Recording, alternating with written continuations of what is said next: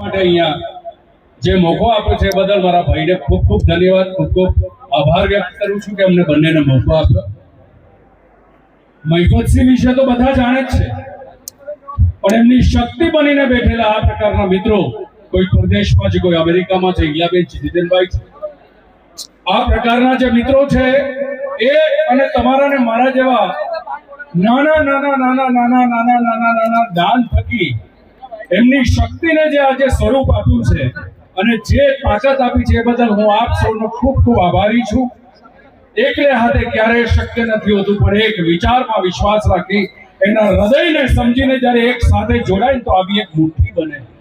આટલા બાળકો, આટલા વડીલો, આટલા માતા પિતાઓને હવે આટલી દીકરીઓ, હું તમારા બધા વતી મહિપતસિંહ, તમે બધા બાપુ કહો છો, વર્લ્ડ આખું બાપુ કહે છે, પણ મારા માટે તો એ નાનો ભાઈ છે એટલે મહિપત કહું છું.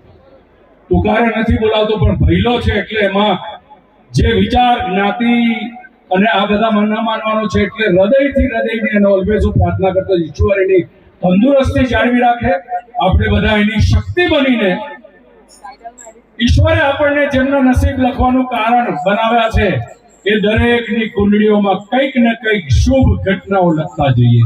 ખૂબ ખૂબ આભાર. Thank you.